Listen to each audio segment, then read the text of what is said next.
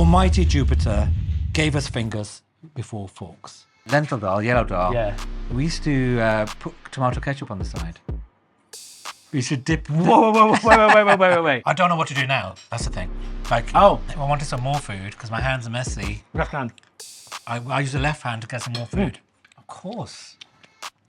There you go. There we go. This is like real-time decolonization you're doing to me.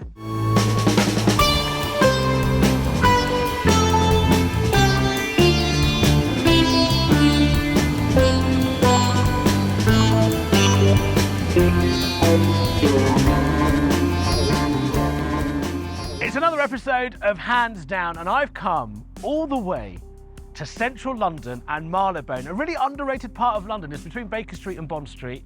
Marylebone is where loads of rich people and clever people hang out. So I'm kind of sticking out like a bit of a sore thumb because I'm dumb, I'm a B-grade student, and I've got an overdraft. Anyway, that's not important. For this episode of Hands Down, the show where we celebrate and showcase food eaten with hands, I've come to this restaurant, Jikoni. Now, Jikoni on their website, what they said is this is a food that celebrates immigrant cultures and has food from South Asia, the Middle East, East Africa, and Britain, and meshes it all together. I love a bit of fusion. I know people get a bit upset with fusion, but I think this is going to be a really interesting experience. And I was tipped off to this place by my guest today. Now, you might have seen his work as a journalist, as a novelist, as a memoirist, but more recently, I would say the country's best historian. He wrote a book called Empireland, and currently has his follow-up book, Empireworld. It's Sathnam Sanghera. Hey! How you doing? Come Why on are over, you my standing friend. so far away? I know, so far away. How are you? Good to see you, man. You too, man. Thank you so much for doing this with me. Only someone who doesn't come to Marylebone very often would call it underrated. I'd say Really? it's quite overrated. Do you think so? Apart from this. That's him just saying that he comes here quite often. Do you see that little flex? Sathnam, you recommended this place.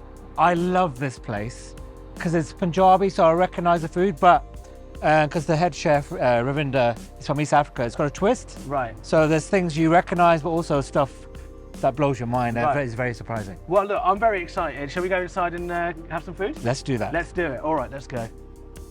Right, well, this is obviously beautiful. The cutlery is beautiful, but we're not going to need this, Sathnam.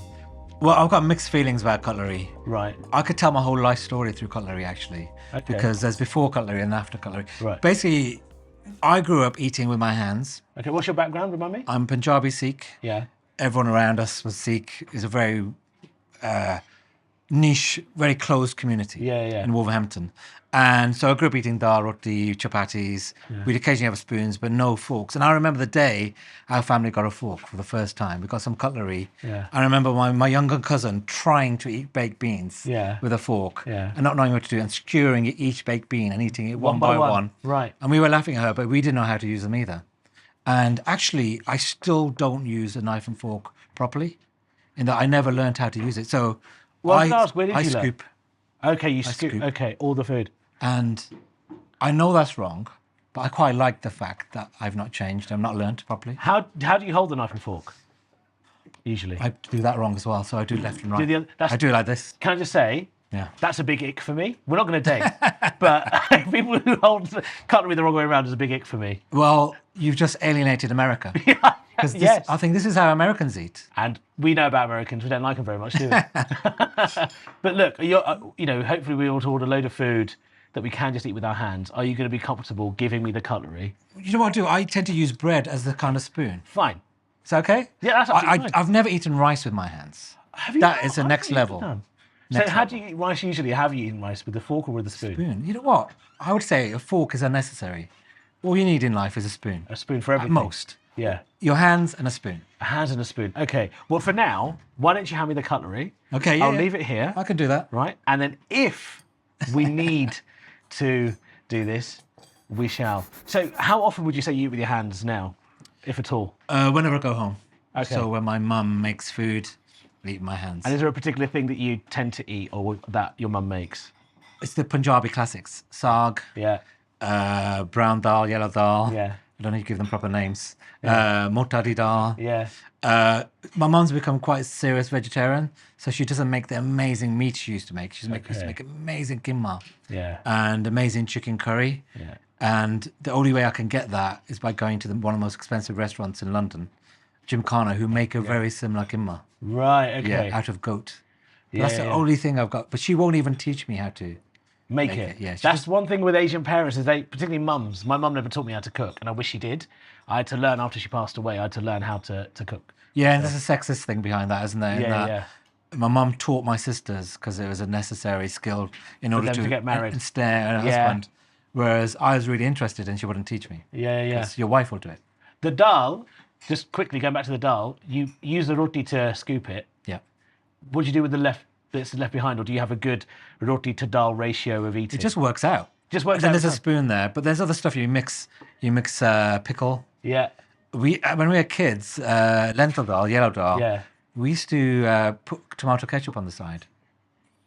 We used to dip. Wait.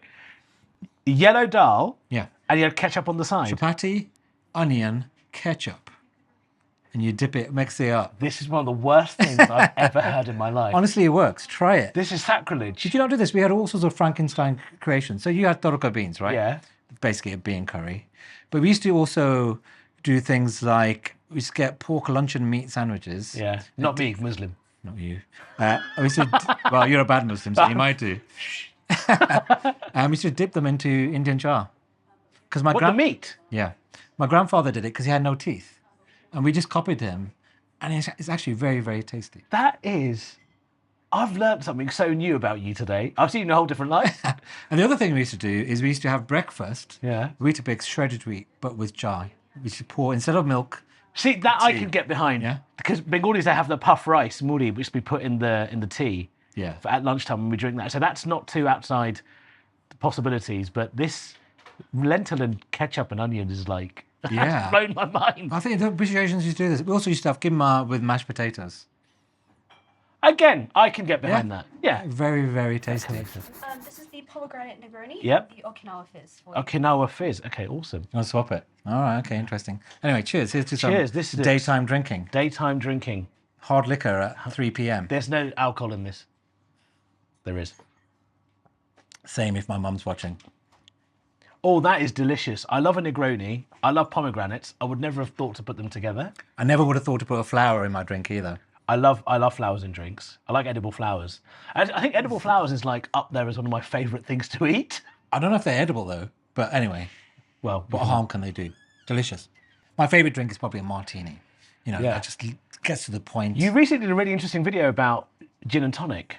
Oh yeah, gin and tonic. Yeah, tell us a bit more about that. A lot of people seem to think gin and tonic is a famous imperial legacy, right? Yeah, that's what I knew it to be. Because it has quinine and that stops you getting malaria. Yeah. But it's actually not true because although quinine was taken with alcohol, like wine, and tonic water became kind of a health drink, there's not enough quinine in a gin and tonic to give you any medical benefits. You would need tonic 5 to 10 times stronger than it is in a gin and tonic. Gin and tonic was actually created in Britain as a kind of lifestyle kind of drink. Okay. So there's a link there to quinine and malaria and imperialism, but actually people in India weren't drinking it to stay safe. That is very interesting because that was common knowledge, I thought. That's what I thought that too. Was received knowledge that that's what it was for. Oh, more food coming. This looks wow, great. This is one of the first things I ever ate that Ravinder cooked. It's one of her Scotch eggs. What's this again? Do you mind saying that? The prawn toast Scotch egg with a banana ketchup and then some pickles inside. A prawn toast Scotch egg. That combines all the best things in the world. The best things in the world. Yeah. So if you look at this, there's a really lovely jamminess to the egg already. You can see the prawn, lovely layering around here. It feels crispy. And that egg, I think, is a quail's egg. That's why it says... Is that right? Is this a quail's egg? It's a quail's egg, okay. Chickpea chips with a more food coming. Thank you. See, the Midland in me loves this Scotch egg. You know, this is the British side of me.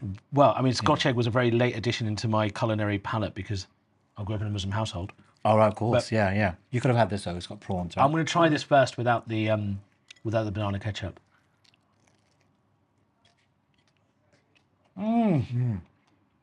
That is... It's incredible, isn't it? So good. Beautiful crispiness. The prawns are sweet.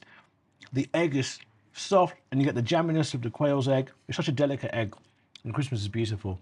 I can see why this is one of the first things you said you ate here. Yeah. My only criticism is it's too small. Not the first time I've heard that.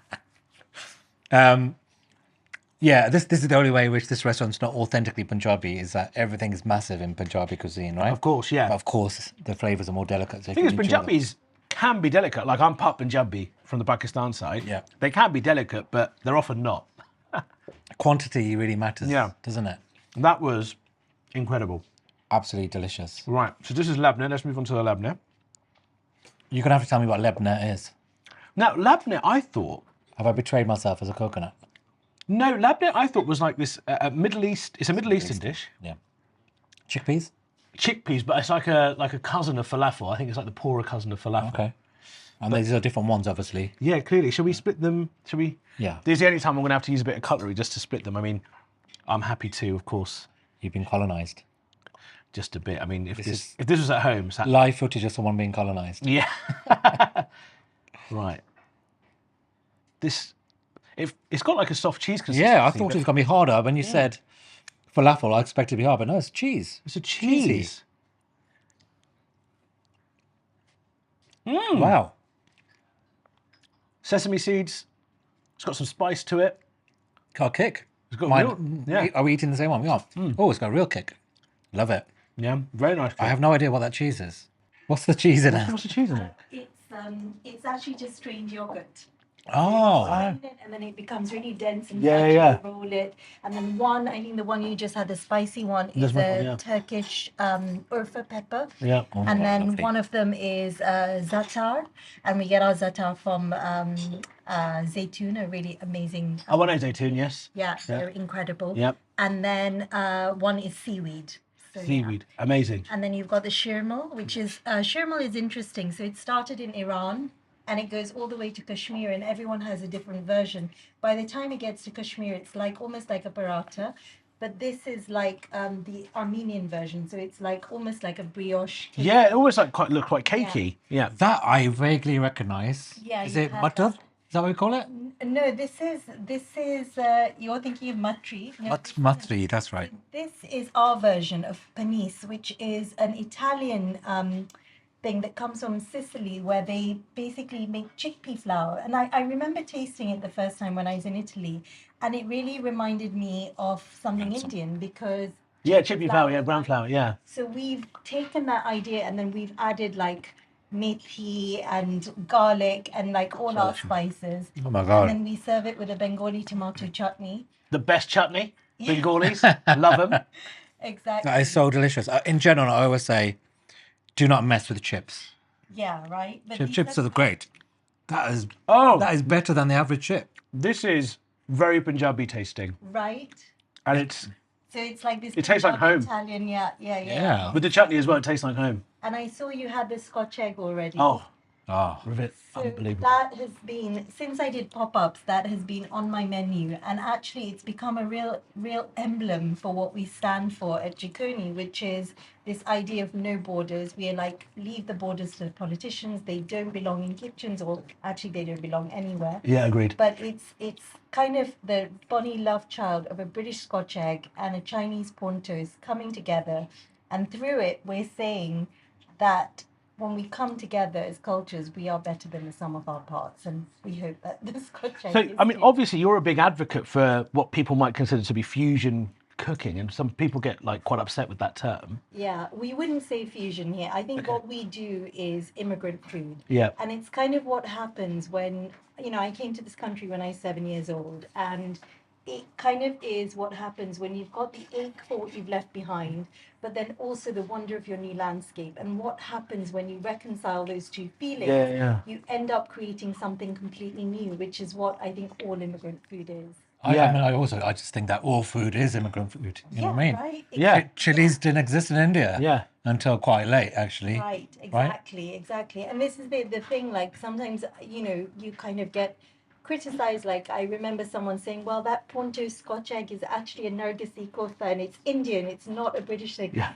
And I'm like, well, actually, if you look at the word kofta, it comes from Iran. So Iran, where do yeah. you stop? Yeah, precisely. The whole thing. I think food belongs to everybody, and that's the whole beauty about it. Well, Ravinder, already this has been a knockout start. A prawn toast Scotch egg is one of the most That's one of the beautiful most things here. delicious things in London. Yeah, Oh. it's absolutely It really delicious. is. So thank you. We're gonna. My pleasure. You'll hear our noises, but thank you for clarifying that strange yogurt. Got a keema bun coming. I heard you talking about keema. So this Ah. actually is surprisingly vegetarian, and no one can ever believe. Oh, you shouldn't have told us. I know, I should have just actually spoiled it. But you have to have it with a pink pickled onion. So it's a soy. Should I cut it off? Yes, please. I mean, this looks like kind of like those Japanese. A little bit, buns. yes. I know what you mean, yeah. Oh, So wow. you can see it's stuffed. And So then what you is it stuffed fill with? it with the pink pickled onions. I'm very bossy. Yeah, I'm going to use my fingers for that. Yes, fingers. I'm allowed. This is finger food, definitely finger food. Okay. So you were saying it's stuffed with, what's it stuffed It's with? stuffed with soy keema, cooked in a very Pakistani way, actually. Yeah. So lots of methi, yogurt, pomegranate, dried anardana. Yeah. So dried pomegranate. But it has that kind of meatiness to it. We're quite vegetable forward here as well. Yeah, vegetable forward. I love that phrase. Yeah. So I think hopefully you wouldn't miss meat if you were eating this. It absolutely tastes like keema that I would make does. at home. I mean, not as good as this, obviously. Oh, But this tastes like keema. You wouldn't know that this was it does. not. yeah. And is the bun made here? Like The bun is made here. It's all made here. So yeah. it's absolutely stunning. Thank you. Well, enjoy. Thank And I you. think you will just keep feeding you until you're comatose. Yeah, please do. Thank you. I mean, it's such a nice collection of flavours. And to the point that you were making earlier, all food is immigrant food. Right? All Yeah. these flavours come from everywhere. And there's I get really pissed off about the phrase cultural appropriation. yeah, same. Why do you get pissed All about it? culture is appropriation. You can do it well, you can do it badly, but everything, like for example, tea. There's an idea that, people get really pissed off about Starbucks selling chai, but tea, Indians didn't drink tea in 1900. Hardly anyone in India drank tea in India. If they were drinking lots of it by 1960, it's because the British sold a lot of tea. They were making a lot of money out of it. But now there's this idea that tea is intrinsically Indian. Actually, it's Chinese, British, and Indian. And all culture is appropriation. The idea that Indian food is spicy. Spices came from South America. And Indian cuisine and British cuisine in the Tudor times is very similar. A lot of stews, quite bland. Yeah, okay, interesting. I didn't know that. Yeah, and it's all changed because of cultural appropriation. This idea we can't borrow from people is silly. But one thing that Sathnam made absolutely clear was to make no mention of North America because they have no culture there. So I was obviously super excited to have you on because you're like an older brother figure to me. I'm very proud of everything you've done. You're like a younger feral child. Brother. He said Child child is first. child is He pushing said it. child first. He described me as his younger feral brother. But also, just in terms of your expertise as, I would say, the country's at the moment foremost historian, particularly around colonialism and British imperialism, is there anything in your research that you've discovered about eating with hands and how that's changed over the years? Well, Or centuries, rather. you'll know from reading my books that the history is really complex, and whatever you say about British Empire, the opposite is also true to a certain degree. So you'll find people both insulting eating with hands and actually being quite into it, British people. So I actually had a look this morning, and you've got this, in the 1870s, you've got this Reverend D. Heron, a missionary in India, saying, I have no hope of a people who continue to sit on the floor and eat with their fingers. Not into it. Right. But around about 30 years beforehand, you've got this quite wacky woman called Fanny Parks, Right. who goes to a wedding in India, and she's writing her travel diaries. And someone apologizes to her at a wedding saying, we haven't got any cutlery, we haven't got any knives and forks. And she says, I assured my host that fingers were more useful than forks. She sent me a large dish, well filled and well silvered. I bowed over it, saying in an undertone to myself, Almighty Jupiter gave us fingers before forks. So she was quite into it. Yeah. And this is the thing, the history of India and British people in India, at one point they were really quite into the culture. At one point a third of all British men in India had married Indian women and they had Anglo-Indian children, and they took on a lot of Asian traits and behaviours. traits. Yeah. Okay. But then, as empire went on into the 19th century, it got more and more racist and separated. And then anything the Indians did was seen as primitive. Yeah. And so there was a move away from eating with your hands and doing anything like that. There's this real sense, like part of the reason I wanted to do the show, which is that people seem to think that if you do eat with your hands, you're somehow backward or not developed. And throughout the course of this series, hopefully I've showcased to people that there's a real delicacy, a delicate way of eating with your fingers. And actually it's the one sense that we don't seem to use when we're eating. We use sight, smell, sounds, all of it comes together, the crunchiness of something. But for some reason we leave touch behind. Yeah, actually I found that in some of the historical research I was doing, that the British people talking about Indians eating with their hands say, oh, what they say is that actually adds to your appreciation of the food. Yeah. You're smelling it, you're tasting it, but you're not touching it. Yes. And actually you have a deeper connection with the food. But the British attitude towards Indian food is really contradictory too, because, you know, Queen Victoria loved curries. She ate curry on an almost daily basis at one point. She employed Indian chefs in Britain. She never went to India. Right. But at the same time, Sir Michael O'Dwyer, the famous governor of the Punjab, boasted that he never ate any Indian food ever. Despite being in India? Despite being Governor General of the Punjab. At one point, a Maharaja made him this feast, and he gloated about the fact that he didn't eat the food. He bought his own packed lunch. What was his packed lunch? Cucumber sandwiches? Basically, tinned food or whatever it was. That's ridiculous. But that was the contradictory approach. But he was the famous guy who got shot by Udham Singh. This is what happens if you insult Indian food.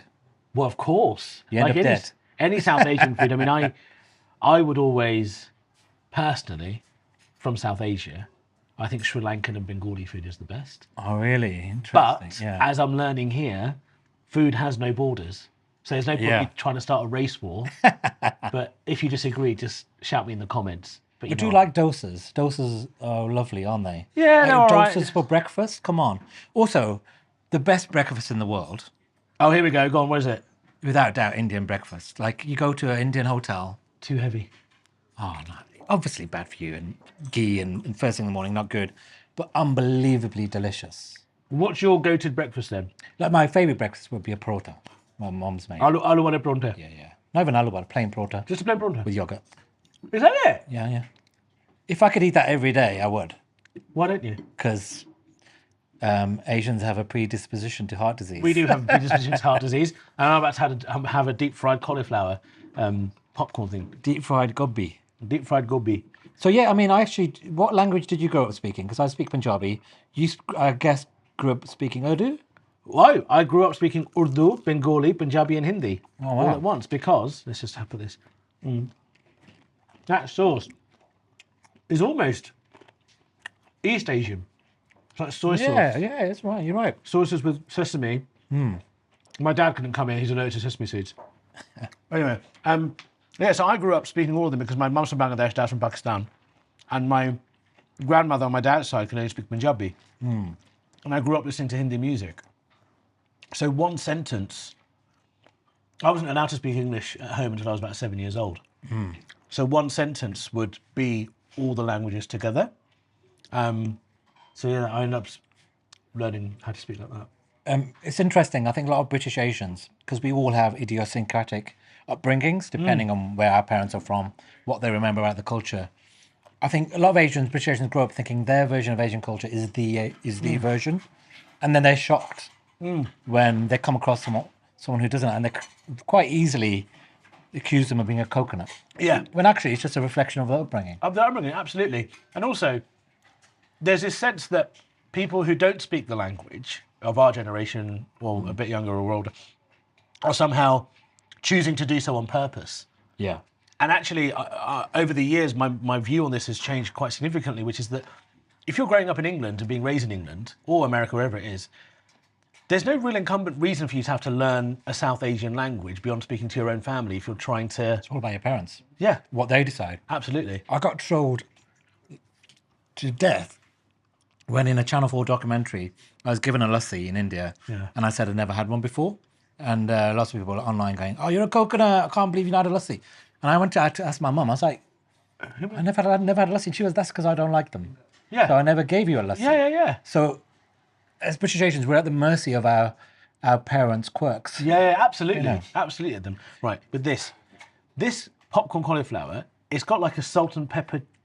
Have you had salt and pepper? Yeah, Chinese salt and pepper, yeah. Yeah, so it's got that salt and pepper Chinesey taste. It's gobi in its pure, like, as we know gobi to be cauliflower. It's got a lovely soy sauce, sesame seed. It's a real concoction of flavours, and that's one thing I've really loved about this restaurant so far. It's basically KFC fried chicken, but working on 5 other different levels. Well, I'm going to tell Ravinder that you described... But I said it's working on 5... It's like KFC popcorn chicken, but in 5D, right? It's so... it's incredibly Moorish. Right. I mean, how do you feel about it? Because for me, Indian food is so associated with my mum. You know, it's an expression of a love. It's all she ever did. Like when people came over, she was always in the kitchen. She gave me Indian food to take to school. I would then sell the chapatis to my friends and buy fish and chips. It's all about my mum. What was the going rate? Do you remember? Yeah, I used to profiteer from it. I could buy at least 2 bags of chips. That's amazing. That. But you've lost your mum. Yeah. And I think about that occasionally, and I think it must be very painful, and it must change your feelings about the food as well. Yeah, it does. I think that's part of the reason I wanted to do this show, because when I'm touring and performing, I don't get to be home very often.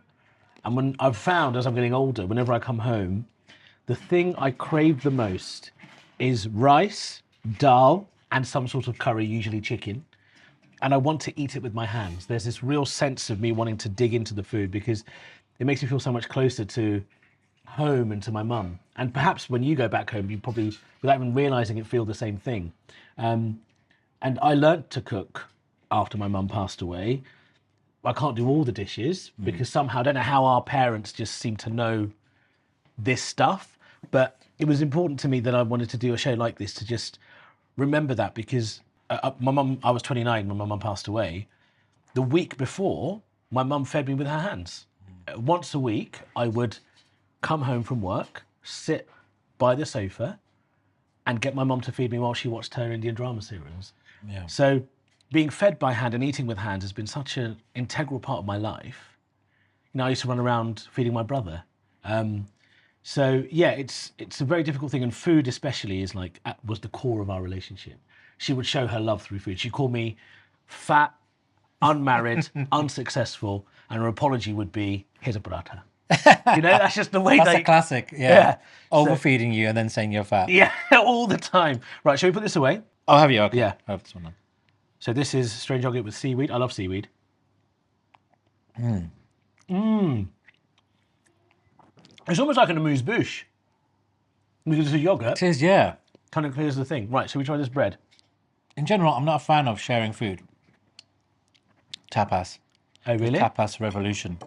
Just get your own food. Leave me to it. How are you finding But this? it's the many ways in which Ravinder's food breaks All sorts of boundaries. All sorts of boundaries. Right, let's try this bread. Yeah, so do you eat this with something? Well, I'm going to go into it just without first. It looks like a cake. It's very cakey. Just the feeling of it is quite spongy. There's sesame, looks like black and white sesames over the top. I think it might be made of chickpea flour. I might be wrong. It is made with chickpea flour, but it tastes cakey. It tastes brioche, but it tastes dissy as well. You can smell. I can taste rose. Can you taste rose in that? Not a fan of rose. As a flour or as a flavour? As a flavour. It can quite easily I be can out of flour. see- But it's okay now. It's very delicate. I can see why you didn't have many dates with Ravinder, because you don't like roses. You didn't give her any, and she was like, "No, not interested." Yeah, no, I don't like tapas. I'm having some of this. More of Now, this chip. this is going to be the challenge. Oh, yeah. Now, I can assure you, I've not had chaat with my fingers before. I've not had it either. So what I'm going to I do... don't even know how to do it. I think what I'm going to do is I'm going to pour some into here. I'm still going to eat this with my hands, but I won't go straight into the bowl. I might use the bread for some of it too. I'm going to use the bread. Okay. That's what I would do. Is that cheating? No, it's not cheating at all. It's not as runny as I thought it'd be. Yeah. That's Which hard makes it bits a bit in easier. Yeah, it makes it easier. I'm going to follow your example. Go on then. Right, go on then. It makes you self-conscious if I watch you eat. Does it? Okay, fine. I'm going to just almost use it like it's a Spoon, yeah. paratha. Good combo. A very nice combo.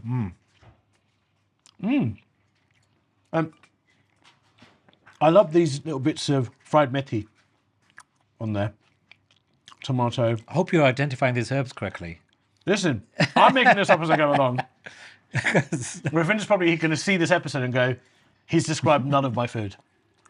Yeah, because I'm not confident about some of the things I'm you saying it very identified. confidently. I'm trying to... By the way, I'm actually just going in 4 hands now. Proper as I would rice. Yeah, go for it. So... Now, as you know, I'm from a Muslim background, and of course Muslims don't eat with their left hand because it's deemed unclean to do so. Even if you're left-handed? Well, this is... The left hand thing is something, because that happened in Africa as well, people beat your left-handedness out of you. All right. And in Muslim communities, sometimes it's seen, thank you. In Muslim communities, it's sometimes seen as like you're possessed by the devil if you are left-handed. They've got a point. Barack Obama, look out. Is there this sense of left-handedness in India, Punjabi? Like, do you? I've never come across that. My brother's left-handed. I can't remember him being tortured for it. No.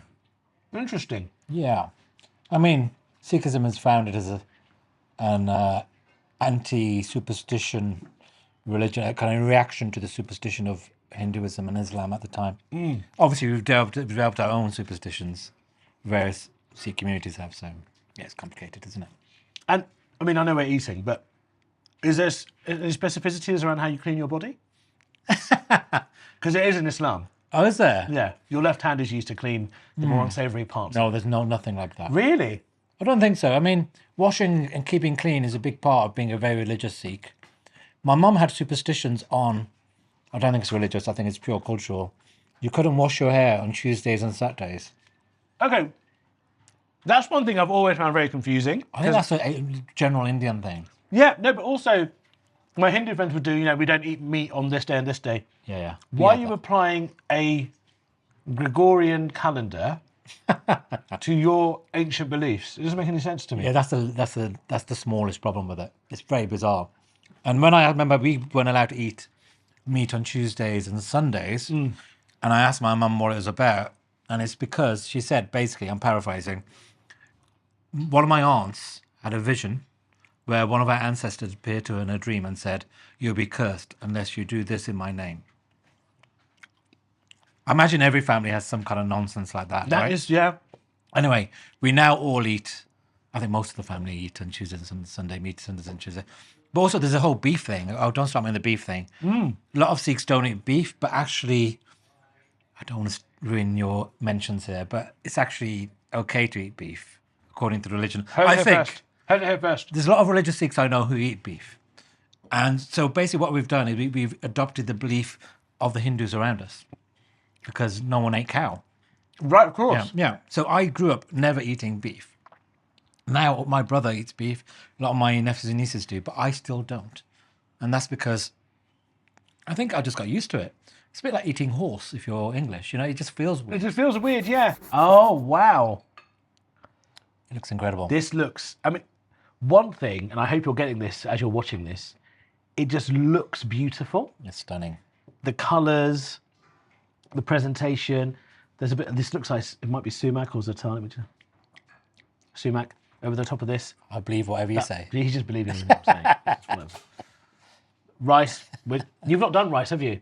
I've not done rice in my hands, no. Would this be your first time? You were going to make me do it? Okay, let's do it. Yeah, we're getting in. We're getting into it. First time I ate beef, I have had it occasionally. Once there was this organisation that put on this diversity dinner, and I was going to talk to them about diversity. Lunch, it was lunch, and they served steak. And I just knew if I told them that I don't eat beef for religious reasons, or social religious reasons, it would be so embarrassing for them because they're trying to be diverse. Yeah. So I just ate it out of politeness. And then you just stopped. I actually didn't think it was that delicious. Oh. Thought it was okay. Bengalis love beef. I didn't think... It was nowhere near a bacon sandwich. Well, no, it's nowhere near a bacon sandwich. I mean, in the ranking of meats, yes. I wouldn't put beef... No, I agree with you. I would say the most delicious meat is chicken. Chicken, yeah. Chicken is the best one. Right. Pork. We have now inexplicably stumbled into my food hell. Oh, is this ladyfingers? Yeah. Okra ladyfingers. I love it. I absolutely despise. Oh. Right? I don't like it in any form. So good for you. I just can't deal with. So this is a real test for me because. Do you mind if I put some lime on it? No, go. Because I I cancel out the flavour of it. Yeah, I just do not like okra. So. My mum makes an amazing okra sub. Well, she doesn't make a good dal though, does she? According to Ravinder. So. Okay, right. This is a big deal for me. Okay, you just wouldn't go there. You wouldn't even. Okay. This is like a food phobia, and people have tried to give me okra in many different forms. Is Jikoni going to be the first? I'm just going to go without the sauce. I've got to say, there's a lot of other flavours apart from okra in this. You know the way she cooks. Works on many different levels. Look, you don't have to like everything here. Be honest. That is delicious. Wow. Actually, okay, there it is. The batter, I love. The batter I could eat all day. You batter anything, it gets better, doesn't it? That is true. Batter anything does get better. The okra itself, I just don't like it as a vegetable. I think I'm going to find a good okra. You know, are you aware of the Wolverhampton cuisine known as orange chips? Oh, I have heard of this. Tell us what it is. It's a local delicacy. Basically, in Wolverhampton, we batter the fish. We also batter the chips. So they're both orange. You put the chips in what? The fish batter? Yeah, they're covered in the same batter as the fish batter. I know, it sounds shocking. But that is horrific. It's actually amazing. Really bad for you, obviously. It just sucks up the oil. Do they serve the same amount of chips as they would with a normal fish and chips? Yeah. It's a bright orange. It's the orangeness that really gets you when you first see it. And then there's the deliciousness, because actually it's very delicious. I think it was a Punjabi guy who came up with it. Battered fish and chips, literally. Right. Now, it's been a big day for me because I tried the okra. The actual okra itself, not for me. Right. The batter on it, world class. But okay, so this is where I eat with my hands. Yes, this is... I've got to say, I'm getting quite messy. So what happens with that? Well, this is it. Now, the whole etiquette of it is, as you can see, my left hand is completely clear. Yeah. To do everything. Really, I should be serving this with my left hand. But, you know, my hands are like pretty, if you have a look, pretty clean. Because you're not meant to get anything on this part. Yeah. And this is just use your fingertips as the delicate bits to rip things off. Right. And then everything just seems to work. Let's have a look at your hands. I mean, my left hand's clean, but my right hand's a mess. That's not a mess. Okay, all right. And also, would you feel weird about licking your fingers? I have licked my finger. I'm aware of that. And I'm worried I'm infecting the food for you. No, but I shouldn't have licked my fingers. No, you should have done. It's absolutely fine. Right, okay. Because as long as you're not licking your fingers and going in, which I don't think you're doing. So let's get some of this as well, this lamb. Let me send myself some rice. So, sorry, I didn't give you any aubergine. Do you like aubergine? Are you an aubergine man? Yeah, I like aubergine. In terms of your emojis, is it one of your most used? I'm in a long-term relationship, so the aubergine does not get used. Are you dating? Your aubergine probably gets used quite a lot, as it were. I make no comment about my love life on a public forum, okay? We keep it quiet. Oh, really? This is part of the reason I like catching up with you, hearing about your dating life. Oh, I'll tell you about my dating life off camera, though. Okay. So, this one, right, okay. Oh, you're a celebrity now. Well, yeah, that's what it is. So this is the lamb shoulder. This has got, it looks like pistachios. It's got pomegranates on it. And it's got the, do you hear that? Do you see that? It's just like... Oh, really? Did you crack the bone? No, it's just the top of it is crackly and the middle is tender. It's just beautiful. Right. She likes pomegranate, Ravinder, doesn't she? And pomegranate. Her and Ottolenghi. Yes. I think Ottolenghi's been here. I think he's a fan of Ravinder's food. Amazing people have been here. Paul McCartney's been here. Sam Rushdie. A lot of arty people come here. So you're in a long list. Rarefied company next. Cultural figures. Yes, she'll stay. Eshaan Akbar was in my restaurant. Right, now, you've never done rice. No. Okay, I'm not going to cheat. I'm just going to do it. Okay. Yeah? Yeah? Yeah, and then what I'd do is use your thumb as a way to push it into your mouth. I don't quite do that. Okay, so I'll show you the way I do it. I just think it can't be pretty to watch. Well, this is what the colonialists have done to you. So I've grabbed it. I get my thumb at the back. Yeah. Right. There you go. You don't need to move your hand back. You can keep your elbow on the table. And very delicately it goes in. That is delicious, by the way. God. That is incredible. I've never seen lamb cooked like that, where it's got this crispy It's almost like pork. Almost like crackling, yeah. Yeah. And this has got like a pulled pork consistency. The top bit is a lovely bit of crunch. God, that's amazing. Jikoni, Jikoni, Jikoni. You've got my heart. I'm going to ask Ravinder what Jikoni means. Do you know what Jikoni means? I don't actually know. We'll ask her that. So It'd be something clever. So you're doing what a lot of people do when they eat with their hands, is they kind of try and chuck it into their mouth. Yeah, that's what I'm doing. So you don't need to. You can go close to it. There you go. Beautiful. That was very nicely done. And your thumb does a lot of work on this. Okay. It always helps you stabilise the food and push it into your mouth. Have you done this with any white people yet? How do they react to the whole eating with the mouth hands thing? The only white people I've done it with are my partners. Multiple. Oh, there we go. I hope you got There we that. go. There we Partners, there it is. finally had a revelation into your insight into your glamorous dating life. But a lot of the non-Asian or people who aren't accustomed to eating with their hands, they've tried to impress me by trying their best to eat with their fingers. Right. And it's worked. It's a good way to get into my heart. So as you can see, what I've done here, I'm scooping everything together, making a nice little mutti, as they'd say in Punjabi, little ball. Yeah. And the ball I just put into my mouth. There you go. It's easy. Easy. Psychologically, it's just about getting used to the idea of having a messy hand. Yeah. That's what it is, basically, isn't it? Basically, and then, there are facilities. That and also trying to forget there's cameras here. Are you conscious about the camera? Yeah, I just think it can't look attractive. You maybe, but not me. No, I think that's the whole point, right? Is to make people relearn their assumptions about what looks pretty and what doesn't. Right. Now, I had this conversation with someone about eating with hands, and they had a similar thing, which is that it seems a bit almost disgusting that you go to a restaurant. But actually, and I'm sure Jikoni is absolutely fine, think of the number of mouths that fork has been in. And we are hoping that they wash their dishwasher and that the detergent they use is clean.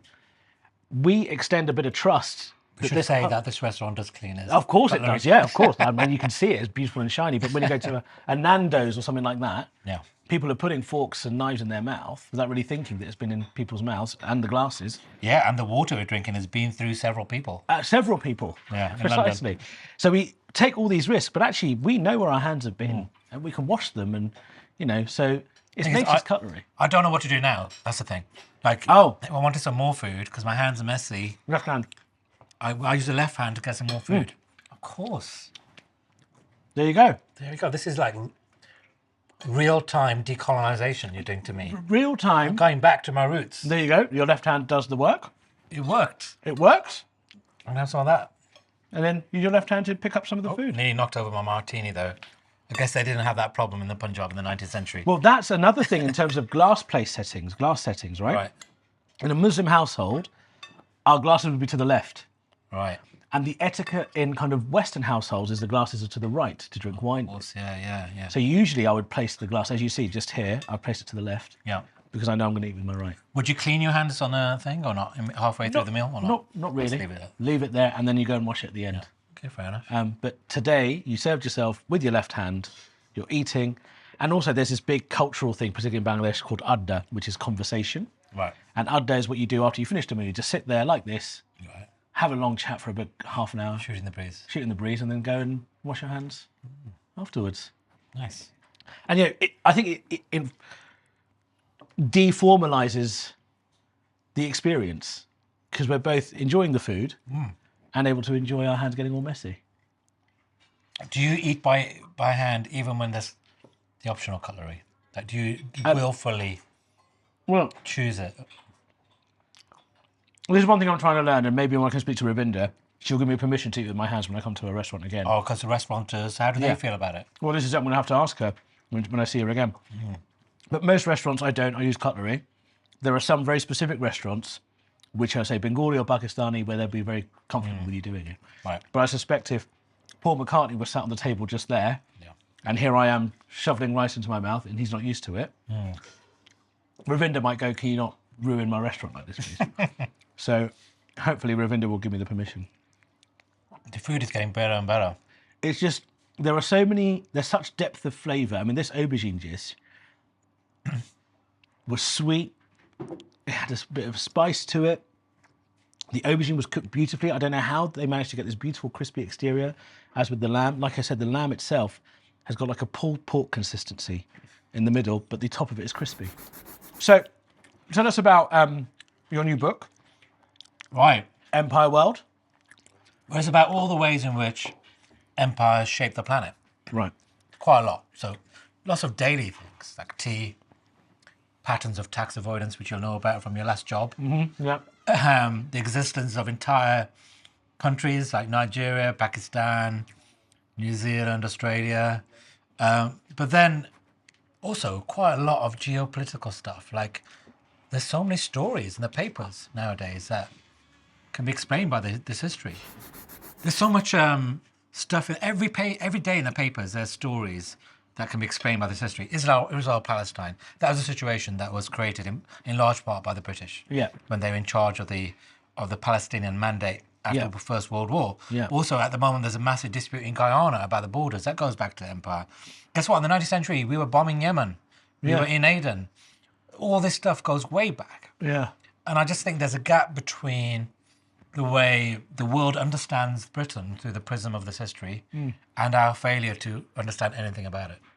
And so my book's trying to narrow that gap and trying to explain to British people how we are seen and all the legacies, deep legacies we've got around the world, whether it's slavery, indenture, borders, and so on. What's been very interesting to see is you've fielded a lot of praise, of course, for the work that you're doing and what your books have explored, but you've also borne the brunt of a lot of vitriol from people. How have you found that? And have you found that, are you getting less with this book, or does it seem to be more? Has it got worse? No, I think it's pretty consistent. I think, and it's from the left and the right, I think British Empire was so massive, and that's lots of people have personal connections to the history as either the colonized or the colonizers. And as soon as you start talking about it, people take it very personally. So sometimes... What's their main gripe? Well, a very classic gripe is you're talking about how British Empire was willfully white supremacist in the 19th century. Are you saying that my granddad was a racist? That's what it becomes. And I'm not saying your granddad, because British Empire was really complicated. At certain points, the British Empire actually fought racism. They would see the way in which Australian colonial settlers were behaving towards the indigenous people there, and they would intervene and say, you can't do that. Other times, they were massively racist. And so it was opposite things at the same time. People can't handle that concept. No. Social media can't handle it. Yeah. Politics can't handle it. But opposite things can be true at the same time. So officially, British Empire was non-racial. That was the official policy. In reality, it was really fucking racist. Right, yeah. And we're talking about a specific time of British Empire, the 19th century, late 19th century, early 20th century. But that's contradictory, and people can't handle it. So they immediately reduce it to you saying my granddad was a racist. Yeah. And or they'll listen to what I just said about, the Australians, colonial settlers, and say, are you saying empire was good sometimes? Right. So I get it from both sides. Yeah. And in terms of people who might have read Empireland, is this book just you're adding more knowledge to the base? What's different with Empire World? Because Empireland was about all the ways in which modern Britain been shaped by empire. So our racism, our multicultural. You and I wouldn't be here. Yeah. We wouldn't be here eating this food. Ravinder wouldn't be here if it wasn't for the British Empire, right? Yeah. Our psychology, our politics, our demographics, all of it goes back to empire. So that was focused on Britain and on me, a lot of it.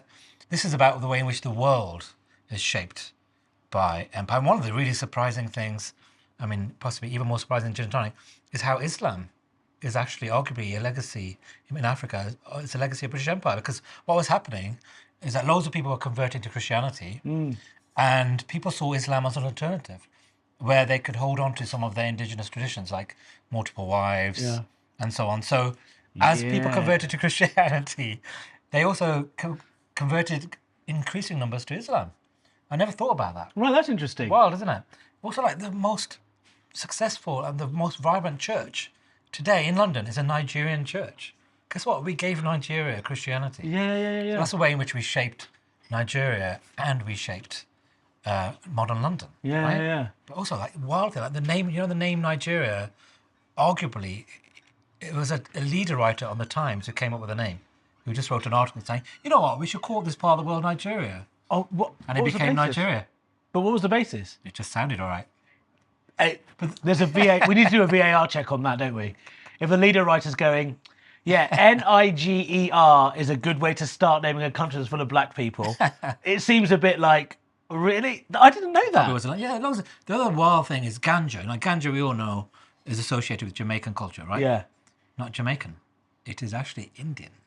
Yeah, because in Bangladesh they have a lot of ganja. Ganja is a Hindi word. If you think about it, of course it's a Hindi word. Yeah. So the Indian indentured labourers sent to Jamaica to replace the enslaved, do their work. Not many went, but they took their culture with them, and one of their cultural was Ganja. They took a lot of marijuana, which then became a Jamaican culture. Also, goat curry. Yeah, of course. That comes from Indians. It does, yeah. That's another really defining thing about. So a lot of things we think as definingly Jamaican or Indian are actually British. Yeah. Well, that's why it's so amazing that we've come to this particular restaurant, because we've had this amazing concoction and mixes of all these flavours come together. No Ganja, though. No Ganja, unfortunately. Maybe, well, no, it doesn't matter. But it's as Ravinder said, it's food without borders, and this is the world is kind of should be a bit borderless. We've all been moving to these land masses for centuries, right? Yeah, totally. I just thought of another amazing, weird food imperial legacy. Breadfruit. Breadfruit is now Jamaican food, right? And it was introduced by this guy called Joseph Banks. He had this idea. He came across breadfruit when he was on a journey to Australia. He came across it in Tahiti, and it was like, you know what? We should feed the enslaved with breadfruit because it's cheap. You can grow it. Let's transfer it to the Caribbean. So he spent a lot of time transferring it to the Caribbean. And even though now it's a popular dish in Jamaica, at the time, the enslaved didn't take to it. So what that suggests is that the enslaved deliberately resisted it.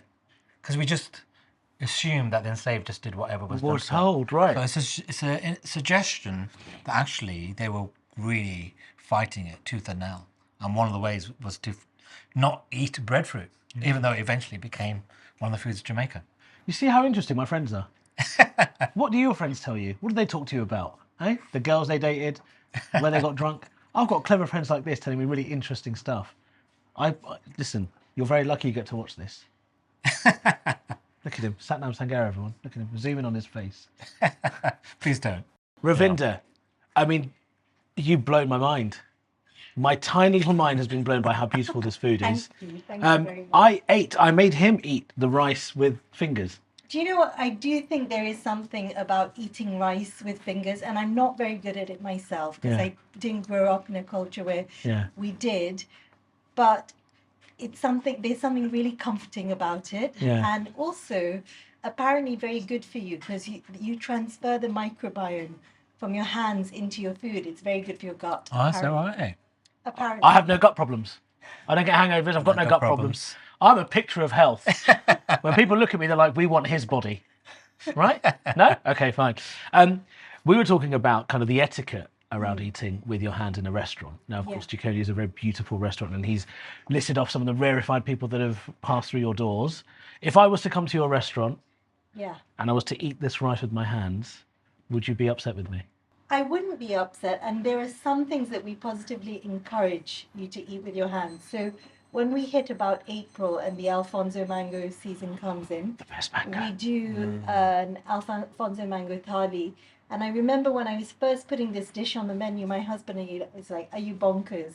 You're going to put a whole mango in a curry, and how are people going to eat it? And for me, the whole point of a mango is the generosity and the joy. Yeah. And that only comes when you have a whole one to yourself. And so we make this curry. It's got like tamarind. It's a bit hot. It's a bit sweet, sour. And it's a whole thing. And it comes up and people are often like, what is that? Is it chicken breast? Yeah. And actually, the joy for me with that dish has become when I see people, when I walk up at the end of their meal and they're holding the stone of their mango and they're gnawing it. Yes, the best bit. The best bit of the mango. Exactly. And that's the whole point. Yeah, right? yeah. So I think there are some things that you should definitely eat with your hands. Tell us what Jikoni means. Where does the name come from? So Jikoni is a Swahili word which means kitchen, because I was born in Kenya, and I remember saying all I ever wanted was a little Jikoni with a few chairs and tables. Yeah. Marylebone. of all the places to have it in Marylebone, Yeah. it's such a beautiful. Well, look, I mean, your food is absolutely stunning, and thank you so much for giving us the privilege of enjoying your food. We've still got puddings to come, guys. You might want to take a walk around the block. Might need to take a walk around the block. Do you reckon we'll be able to eat the puddings with our hands? Maybe. Some of them. Because There is an ice cream going on. okay, that might be trickier. That's quite tricky. I might. Am I allowed to? Yes. I might concede on the ice cream. There's a Madeleines coming. Those obviously you can have with your hands, and then there's our kind of what's become quite iconic. It's a banana cake with miso butterscotch and Ovaltine kulfi, and that I think I love Ovaltine. Wow. it's I've never had it. nostalgic. What? No, Right? I've never had Ovaltine. Sorry, he's had lentils with ketchup, but he's never had Ovaltine. Yeah. Did you never? I remember the box. Before, like bed, No. Milo, Ovaltine. It's such a. I think it's Yeah, such very a iconic kind South of Asian a- thing. Yeah, South Asian. Well, Africans do it too, yeah. Might be more East African, perhaps. No. We did it in People Bangladesh, from Pakistan. India and Pakistan. Like it just is this Okay, thing. all right. Yeah. Did you ever have Horlicks? Not Horlicks, Ovaltine. Oh, With- because Horlicks I Similar? used to eat straight from the jar Yeah, with no Gross. milk, just straight. I used to do that with Ovaltine. Yeah, you could. I did it with Milo. See, we've got so much in common. Imagine if we'd gone on a date all those years ago now. And Jikoni, you come out really well. Yeah, you come out brilliantly, actually. Yeah. Well, you made the right decision. Well done. Let's face it. That's what everyone is thinking. Right. We should go wash our hands. Are we allowed to now? Yeah, because we're at the Okay, all right. I feel like I don't want But to you see- break your rules. So this, do you know about something called Adda? No. So Adda is a Bengali word for basically Kubalo. Khub bhalo. Lovely bit of Bengali from Ravinder there. Khub bhalo means very good. So Adda is a word that basically means conversation. And usually Adda is done after you've eaten your food. And you sit there like this, fingers on the plate, the food kind It's of the moment to talk. talk and catch up and... Is there a Punjabi equivalent word? Gupshup. Gupshup. Gupshup. Galshal. Gupshup. ਤੁਹਾਡੇ ਨਾਲ ਮੈਂ ਗੱਲ ਕਰਦਾ ਹਾਂ. Galshal. Yeah, very good Punjabi. I can speak Yeah. Punjabi. Yeah, my dad's Punjabi. My dad's Pakistani Punjabi. His Punjabi is better than mine, actually. Yeah. I sing Not hard. Punjabi is one of the most, to be fair. It's true. Even my niece's Punjabi is I think a lot better than mine. Really? Yeah, so just get out of practice, don't you? Yeah, I guess you do. It's such a beautiful language. I sing in Punjabi a lot.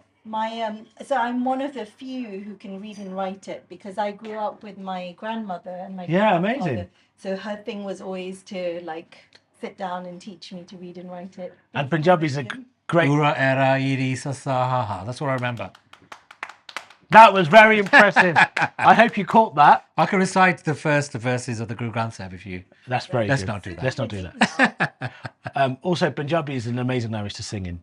Yes, Is it? It's such an is. expressive, Oh my beautiful- God, it's so good, and all those poets, Shiv Kumar Batalvi, Yeah. and it's just such a sweet language. I think that it hasn't. I think it's only now getting the attention It for deserves. poets Yeah. that it deserves. Of, yeah. as you know, my celebrity mastermind topic was Nusrat Fateh Ali Khan.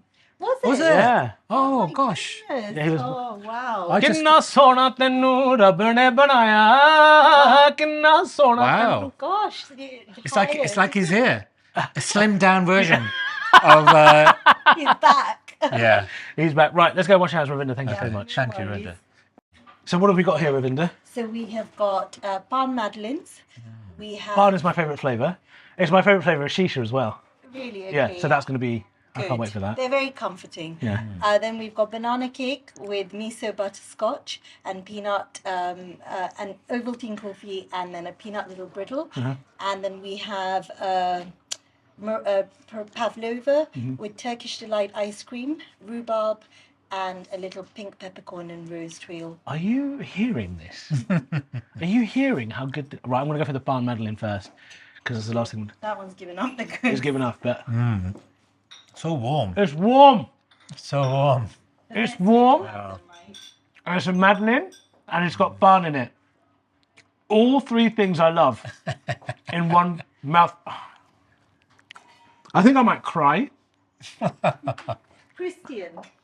Yes, it is. Right. Literally. We have actually had someone cry eating the Madeleines. He said it took him all the way back to when he was about 13 and his mom used to buy him Madeleines from a French bakery before his parents divorced, and it brought back. Oh, so not Paul McCartney. Not one of your celebs. But genuinely, that is the overriding feeling I've had having bitten into this, is I feel like I want to cry. The food should feel like a hug. I think that's the thing. I think what we do here is really maternal cookery, and that has been really underrepresented, I think, on the London restaurant scene. And I think when you ask people what their favourite, food ever is, it's always their mum's cooking.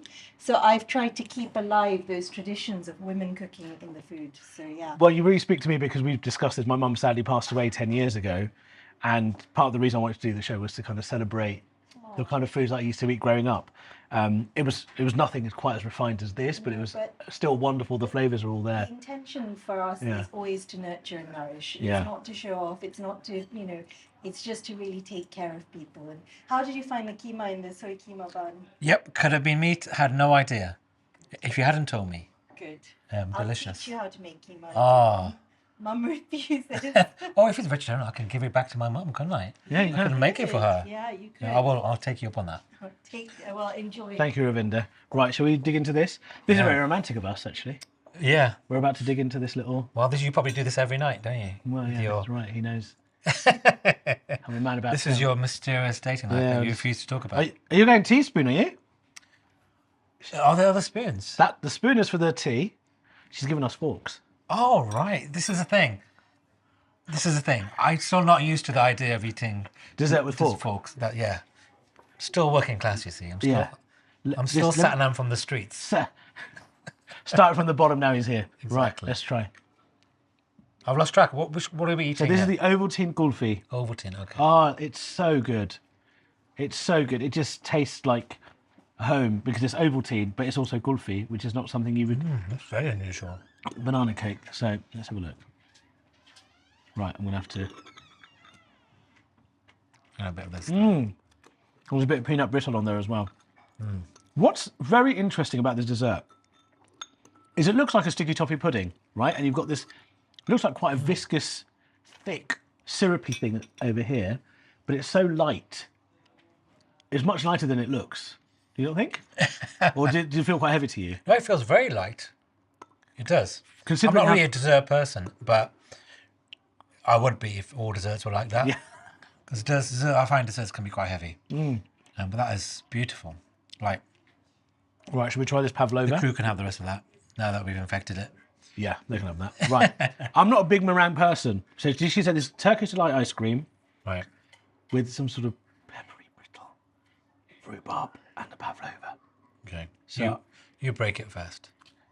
Oh. It looks like salmon, that pink thing. Yeah, is that rhubarb? I think it's rhubarb, yeah. Obviously it's... Rhubarb feels quintessentially English. Yeah.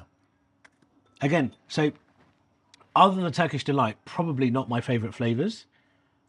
Usually I don't like pavlova, I don't like rhubarb, but... Too sweet, pavlova. Yeah.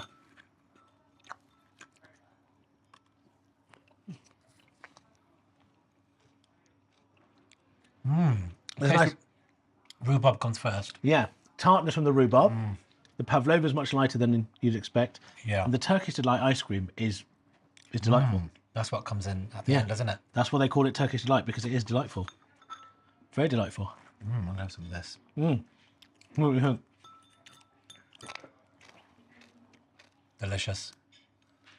I know what it is, but it looks very cool. Is it peanut brittle or something? Or? No, that was the peanut brittle over there. Okay. That's so nice. I feel like I'm lacking the vocabulary to express how good this food is. I once filled in for a restaurant critic at work. Right. They never asked me again. What did you say? Was nice. If you're a restaurant critic, yeah, I haven't got the vocabulary. But also, if you're a restaurant critic, you have to eat each course. Yeah, of course. I can't eat each course. I don't like desserts generally. You know what I mean? I don't want to have 3 courses. What do you think of these desserts? These are delicate and small. It's like having small, like baklava almost. It's like having chocolates after it. Yeah. It's fine. It's just having a massive pudding. Can't do it. It's a lot. Which was your favourite dessert of the 3? These. Yeah, this one made me... I think probably because they were very warm. Yeah. Just come straight out of the oven. Yeah, very warm. I felt like I was going to cry. Genuinely. But all of this, I mean, it looks heavy, but they're not. I'll have more of this. Yeah, and I don't know how they managed to do that, but the desserts here are absolutely world class. I don't want to save this for the crew, but they deserve. But I'm going to, because we've been banging on about this food, and they deserve to enjoy the delights.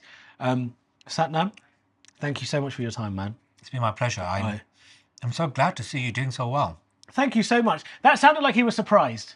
Did you get the tone of surprise? Did you get the tone of surprise on that? No, thank you. I appreciate that. And you know, you're someone I've admired for a long time, and becoming your friend has been a real pleasure and honour. Keep doing what you're doing. We're all incredibly proud of you. Thanks, man. And if anybody wants to start a fight with you, don't worry. I know people who can. I can't do anything, but I know people that can. Sathnam, thank you very much, brother. Take care, man.